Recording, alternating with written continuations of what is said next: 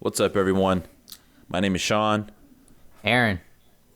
and we are the Rap Geeks, baby. Welcome to Playback Appeal.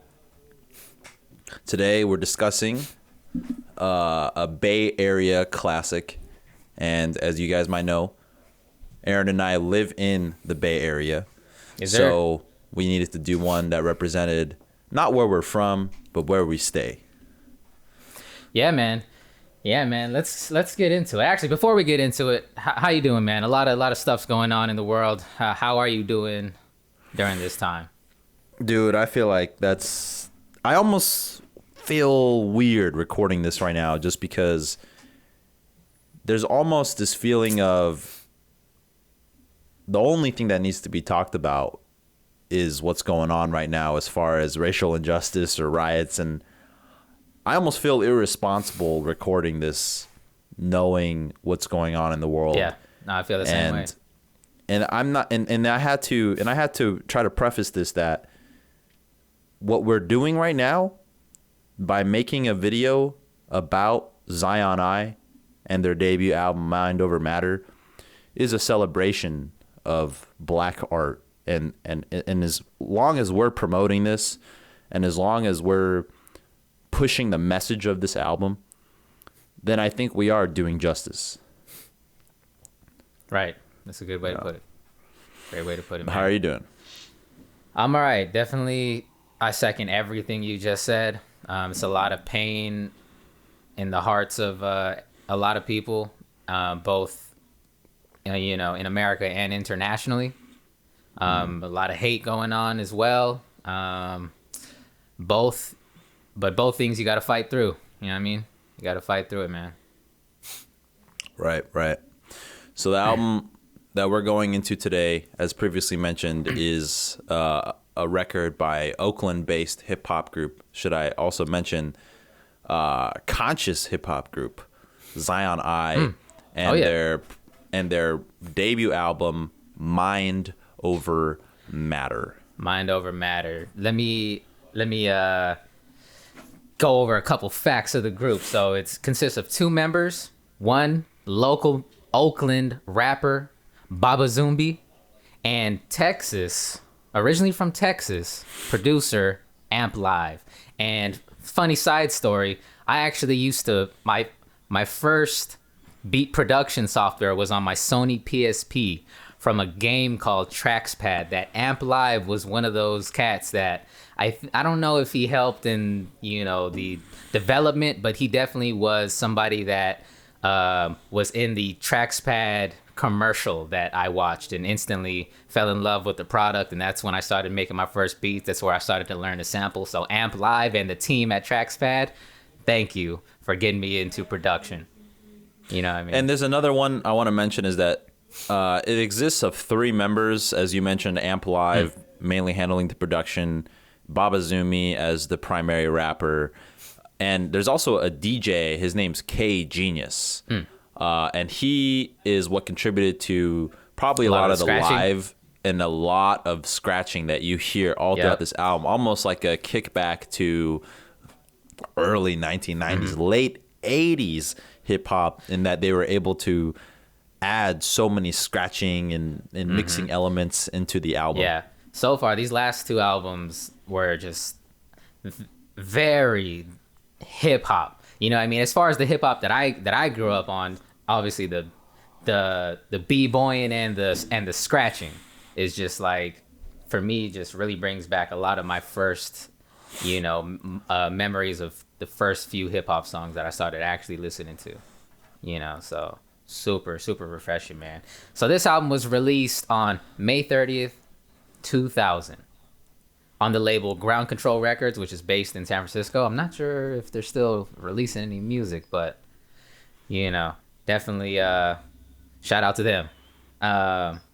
So man, what are your first thoughts of the album, bro? What kind of themes were you feeling throughout some of the lyrical content?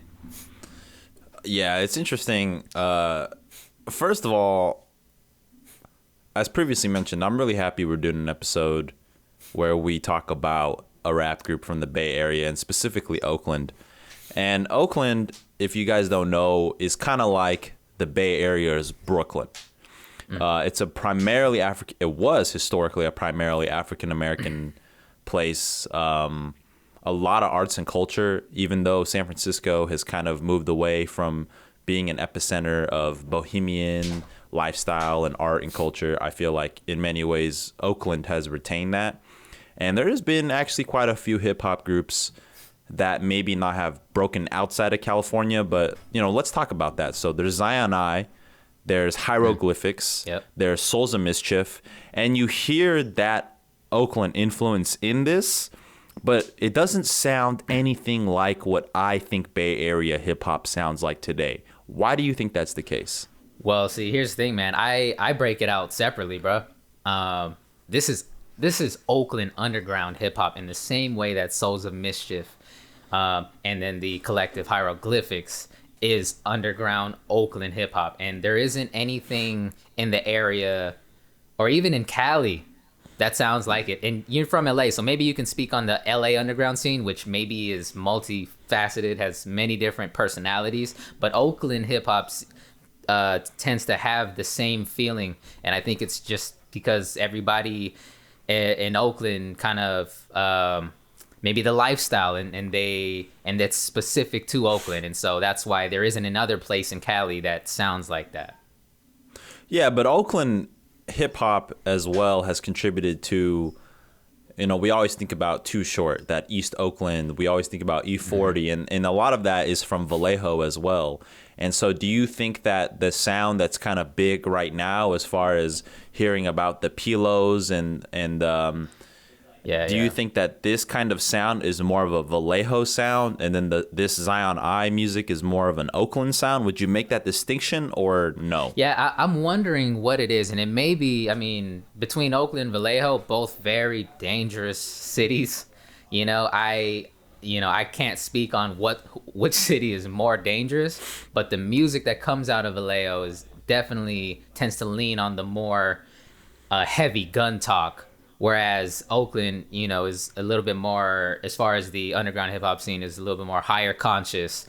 Maybe it has to do with the Black Panther lineage that comes from it, and the families, that were involved with that. And then their children, passing down a kind of knowledge and a mentality. So maybe that's the line between the Vallejo scene and the East Bay scene, I would say, more so than just Oakland. Right. And what about like the San Francisco scene? That's a different call. There's all kinds of sounds. You're Larry June's probably the most prolific San Francisco rapper that you got I think Andre about right Nicotina, now. That kind of sound, and it's mainly party music.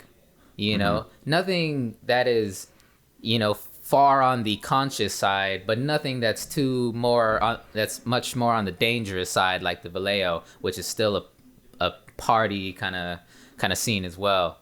Right. But yeah, I couldn't call it when it comes to just the city by itself. It's a tough call, but what was the question? Did I answer your question? The question was, what kind of themes did I get off of this? But before I went into that, I guess I'll get into it now. As far as the themes I'm getting on this, I'm sure you felt it as well. Ancient spiritualism is just this constant theme that comes in and out. Now, and you hear this in a couple different tracks as well. You say ancient, and part of me feels like I know what you mean, but talk about why you put ancient in there. Because it's got this, like, especially on a couple tracks that we're going to reference as well, like the Mysterious Ways. Another one, Rap Degreez, right? There's always this kind of weird Middle Eastern, and I think that might have, come from hieroglyphics as well. And that's the like thing. An Egyptian. The way what they sample is different than what I think a lot of other music was sampling at the time. The music feels the same to me. After listening to this album, I went back to Third Eye Vision, Hieroglyphics, and even back to I'm blanking out on the Souls of Mischief, first couple albums, but they don't sound the same. Obviously, the music has progressed from 98 to 2000, but there's something about the energy that tells me, yo, this is Oakland hip hop. And a lot of it is the unorthodox production and samples that they use, mixed with traditional hip hop vocal samples and from other classic hip hop songs, with these weird Middle Eastern, instrumentation, and even on Mysterious Ways, there was, what's that instrument? Do you know the instrument sample on the Mysterious Ways? It's kind of hippie. I feel hippie or Egyptian. Yeah. Either some combination of that. I don't know about, what I do notice is that, and since we're talking about Mysterious Ways, let's just get straight into it. I think we can both agree that is one of the highlights of the album. Okay. Would you agree? With you. I'm with you in after having heard it now, but it wasn't one of the songs from this album that me and my friends growing up were gravitating towards. This is probably my favorite track off the album, and it's just straight fire. There is, as you mentioned, there's this sort of Egyptian sample to it, and even lyrically, it is referencing the lyrics are like, "She's from a land of sand, Iraq, Iran," and it talks about like holy temples and how Muslim, Christian. The two thoughts I had. One was, as the song is ending, you hear it stripped down to just the acoustic guitar. So the acoustic guitar plays a role in it, but you don't really hear it until the end. But on top of the acoustics, I thought about the type of drums that were used were really reminiscent of me for a Nor or for a Joe Budden in that era type of drum, a very punchy drum that is, just kind of sits below the harmony sample as well. And this song almost reminded me of something out here on like a Def Jam Vendetta or like a Def Jam Fight for New York. It's pumpy, but it's very concrete in that it doesn't change too much, but you don't want it to change too much. And there's just so much going on that makes this song just like one of my favorites to listen to, and one I'm going to definitely go back to even after, if I don't feel like listening to the whole record. That's the song I'm going to go back to. Right. It's interesting, since we're kind of talking about the production right now, we should mention that I'm pretty sure, and I did a little bit of research on this, Amp Live, he used the MPC 1000, and when he rocks live shows, he has this modded MPC 1000 that he turned into a guitar, where there's touch sensitive controls on the neck, and then I'm assuming the sound samples that controls are being pressed with the buttons, and it's really interesting. And even in certain songs in the album, the different styles of music that were created with the MPC 1000 were all within this album. So you got that hip hop sound, that you were just kind of mentioning, and I'm assuming in the East Coast they were rocking with some kind of Akai MPC, but even overseas, you can do drum and bass with this particular instrument as well. And there were two drum and bass tracks on this album that really caught my attention heavy. And here's the thing too, and that mixed with American hip hop is my shit, bro. For sure. So while we're here, let's talk about what's the song called? Metropolis? I know it's Metropolis and Elevation. Those are the two that I think so definitely want to get into that, and something that I didn't think we'd be talking about it this early, but Metropolis is a song that I've heard even before I even heard the album. And it's an instrumental breakdown that occurs somewhere in the midpoint of the album, and it's beautiful, man. It's like a liquid drum and bass, very fast paced, on top of a very jazzy lounge act. Yep. Yeah, man. And I love the jazziness of the album, and of that particular track. The Rhodes with the phaser on it. Classic dreamy, whatever, I forgot the adjective you just used to describe it, but there's a dreamy feeling to it that I really like. And then with the Mos Def vocal sample from Respiration, right, and just all of that mixed together. I even saw this song posted on a YouTube channel called Drum and Bass hip hop for drum and bass fans or something like that. Nice. And so yeah, no, this, that song was crazy. And shout out Amp Live, like he was so versatile on the production for this album. Would you call it futuristic at the time? No, because, well, I thought about this. I wouldn't say it's futuristic because no one's doing this anymore. Yeah. No one ever took that to a different level as far as mixing liquid drum and bass with hip hop. But when I listened to the other song that we were talking about, which is the secondary like drum and bass heavy track, which is Elevation. Yep. I got this crazy thought about how they were using pre-dubstep wobbles. Yep. Dude, I had the same thought. Yeah. And it reminded me of like the tempo is so much faster, but than what would happen in the UK maybe, let's say 5-6 years later with like the likes of Dizzy Rascal coming onto the scene. Yeah. But yeah, it's crazy to think that maybe the Americans were the first one to put jungle instrumentation and rap over it and never got the credit for that. Yeah. Well, I couldn't imagine it to even blow up in America. That song was cool as far as how he rapped on Elevation. But again, right. So take the same beat, throw it in the UK, and those guys will go da da da da da da da da da da da da da. Whereas Cyanide, he's just so chill on it, bro. He is Cali chill on it, And so I don't know if that sound really will really plant itself in our style of music just because of how fast we don't have the patois Jamaican type fast vocal delivery with the dance hall influence to do that. But talking about that song, it reminded me of like video game background noise because there was an owl that was like howling in the background, and on top of that you have this drum and bass sound, but the percussion is so punchy, just like I mentioned, like a CNN, Capone and Nord type of album. And I think that was that's one with serious consideration that needs to be listened to realize the lineage of jungle influence into modern day hip hop. Right. What other tracks were really stood out to you outside of those drum and bass tracks? Yeah, I would say another one that I really, going back to the topic of the Middle Eastern influence is Rap Degreez.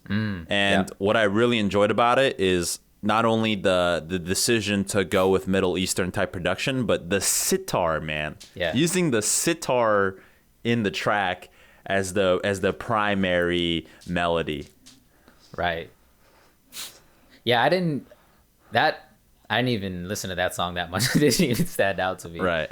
But dude, there's something to say about like the feeling for almost every song in the samples, especially. I don't remember if this one is I don't think this one is a Middle Eastern sample, but it is dreamy still, and that's the song Silly Putty. With damn, blanking out on the name. Who's the other rapper on it? It wasn't anyone prolific. It was another underground rapper, and I think he's from LA because was it the Grouch? It was the Grouch. The guy I think he's from Fresno, no? Oh, I don't know. But yeah, the Grouch was on it. And I think they later did a collab album, probably a couple years after that. But that song was the one that blew up in my group of friends, after this album was released. That's an interesting song to have blow up in your list of friends, because that one that was probably the song with the most Judeo-Christian references in the whole album. And if you think about this, the name Zion I, that's a very Jewish name, right? Like Zionism. And it made me think, and he was talking a lot about the will of the Lord. And the whole album, I realized it is like quite a positive message, and there was nothing about like materialism that was ever astounded on the album. There was nothing about the classic hip hop lyricism. It was all pretty much like pretty acceptable for a churchgoer. Right, right. So was there a religious undertone to the album? I'm not 100% sure. There could be, but let's talk about the cover of the album, because I think there's something to say about that as well. So if we look at the cover of the album, right, it's a young boy, black boy in space with the world in his hands. Yeah. And the world in his hands. In addition to that, he's wearing a dashiki. Really, really driving forward. It could He's got a big afro too. Yeah, it could be a young Baba Zumbi, depiction, or it could actually been him as a kid, and they flipped it. Who knows? Yep. But either way, I do think that picture describes the theme of a lot of songs in this album as far as the lyrical content goes. There's a lot of talk of the struggle and fighting through that. Yeah. And that theme really comes out in a song called Koncrete Jungle, which I believe is a song where they were talking about, it's a lot of this surviving the streets type of message, but not the same way that we've been hearing about hip hop, up to that point where surviving in the street, like you think about like a Boogie Down Productions where they're talking about 9mm goes bang and they're going to shoot anyone that goes up to them and they're going to get involved in gang activity. None of that at all, man. It was like a surviving the streets, but in a very poetic sense. And I think there's even a part of the song where he goes deep into poetry as well. And it's beautiful to hear that they're saying, you got to survive these streets, but you got to keep your head up high as well. And to do that while being tremendously well versed in the delivery, it almost reminded me of the way that like a Cannabis sounds, and that he's able to just rap on top of the sample and not always go on the flow, but go off the flow, but make it still sound like it's coming together and piecing together very well. Okay. I haven't listened to Cannabis, so I can't vouch for that, but yeah, man. Yeah, dude. So yeah, I mean, for me, go ahead. Oh, I was gonna say, like, if you had to make comparisons, right, for like Baba Zumi, who are the guys that come to mind? Because he sampled Mos Def and Black Star and Public Enemy, and I do see like how you can make a comparison that Baba Zumi in some ways was like Oakland's Mos Def, but I don't know if that's giving him too much credit. But he's hella underrated after listening to this album. Right. Yeah. Well, another group that I thought of listening to this was Outkast. I don't know if you ever thought of that. Not at all. And I say that I don't know if I'm making a comparison, but all I'm saying is listening to this album, I thought of early Outkast albums in the sense that what they were doing over there was, like what they were doing was also not traditional at the time. They were on to some different stuff as well, both in flow and even style of production, and so that's what I was thinking of when I was listening to this album. And again, I don't think I'm really making a comparison, but I'm just saying I think the essence of what Outkast was is what Zion I was doing on this album as well. You might have a point about that. I think the one distinction I'd make as far as Zion I, what their legacy could be and what their sound could be so much on K Genius's scratching, like on the song Critical. You hear this offbeat rapping, but it's right on the money, and it goes so well with K Genius's scratching and the chopping up of the song, not in a Houston chopping up of the song, but just in their own flow that they're going back and forth between the sample and then. So in some ways, I think that's one of the highlights of this album experience is how they were able to mix the art of DJing on top of great quality production and great fire rapping. Yeah, no, shout out to the DJ too, because there is a whole track on here that is all scratching of vocal samples. And that one is Fool's Gold, where it's a whole minute of vocal samples related to the idea of money. And if anything, the enslavement that we have, with money, and then leading into a song that's about how a girl, Venus, it's about how a girl she's chasing money, you know what I mean? And Right. And how we essentially just live for that and become a slave to that. And I think freedom from certain struggles is another one of those themes from that album. So freedom as well, in addition to the struggle and everything of just life, man. Yeah. Mm-hmm. Yeah, man. So for me, overall, a couple highlights was Mysterious Wayz, Metropolis, Elevation, and Silly Putty. Those songs really stood out to me in both production and lyricism. And yeah, man, I think this album was, for a first album, for some new cats. Whoa. Yeah. What a bar. But at the same time, again, this is underground hip hop, right? So whether or not this sound would have taken flight or not, it was probably a low chance of that. However, I do think if you're a fan of Zion or underground hip hop, like that, this is your thing. So I think there's a much stronger fan base for this kind of music overall. Right. And my highlights on the album, I'm gonna definitely say Mysterious Wayz is one of them.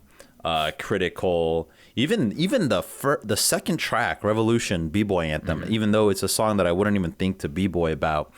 I love that they started the album so strong with that nice mix of DJ scratching and film-like orchestral samples. Right.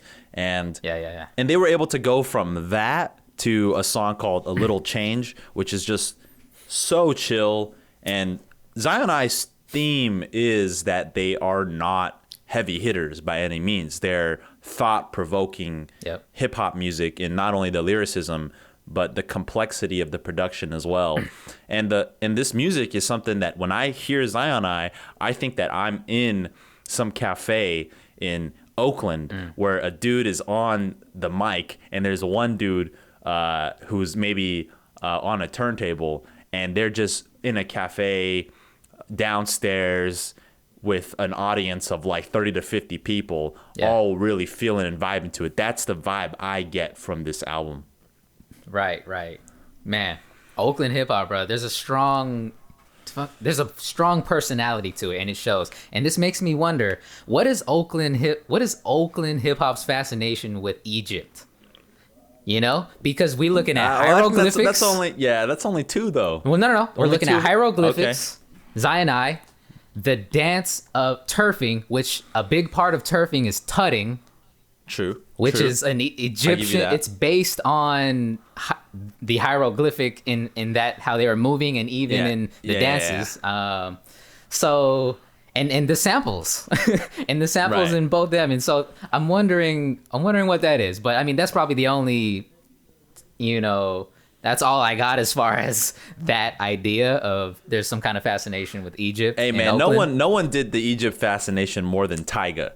And his brand Last Kings, and how he had the Egyptian head, and he was putting himself on the Egyptian throne, and with gold everything, and the Sphinx, and the I don't even know what you call it, but that cane. So I think that in some ways hip hop has always done a good job of, and I don't like to use the word cultural appropriation, but I will say that hip hop's always been about taking a theme from something outside of black or white culture and bringing it to the forefront. Like, Asian culture is obviously a huge part of hip hop. Why not Middle Eastern culture, Yeah, there's the Asian culture that hip hop has kind of taken and made of their own, Wu-Tang and whatnot. The Egyptian, what else? What else have we flipped in hip hop, man, and made something great? Definitely African type culture as well, with the release of Black Panther. And you know what is, I don't even know. I would think that drum and bass is something that is a more European heavy, as in I would think that this is music that no typical Americans really enjoy, but maybe in Europe they tend to have a deeper appreciation for electronic music. So in some way this might even be I like to find a different word than cultural appropriation. Maybe cultural appreciation, cultural appreciation Yeah, for that as well. And shouts out to Amp Live for even knowing to use those type of samples or for creating it on his own. Yeah, man. Yeah, so overall, what do you think this album has playback appeal in today's music? Definitely. And which tracks take an open mind. Open mind, huh? Okay. You take an open mind, and I kind of went back to my favorite songs on this, where Rap Degreez, Elevation, Metropolis for sure, Mysterious Wayz, Critical. Those are like my top 5 on the album. Even the fillers that were kind of towards the middle end of the album, I would go back and listen to. But this is another one where like it would be so dope to have this on vinyl. Yeah. Just because there's probably some things you can do with turntablism with this record as well. Oh yeah, for sure, man. So, that's all the thoughts that I had on this album, man. So, yeah. For those out there listening to this, you haven't heard it, go check this album out. It is a must. If you call yourself a fan of hip hop, listen to this joint. Zion. We're gonna have it. If you check the description, what we always do in each video is we post a link to each individual song. So maybe you heard a song that we talked about and you want to check it out. We also post music videos. I don't even know if Zion and I made a single music video for this. We'll see if they did. But yeah, we want to know if you are a fan of this album 20 years after it was made. Where were you in life when this was coming out? You must have been, if you heard this in 2000, you must have been in a deep cut as far as hip hop fandom comes. And we want to hear about that experience. This album, Mind Over Matter, is in many ways considered still Zion I's best work. And I'm not sure if that's because, it's a debut album and debut albums are given a little bit more weight. Because that's when an artist is fresh. But we definitely want to hear your opinions. Put us, just write in the comments what your favorite tracks are off this album. If you haven't heard it, if you have heard it, and make sure that you like this, you share it with your friends, and you hit the subscribe button for more content, because we release a video to 2 videos every week, really celebrating hip-hop music as they go towards 10, 20, 30-year anniversaries. There you go. Rap Geeks, baby. Playback. And we out.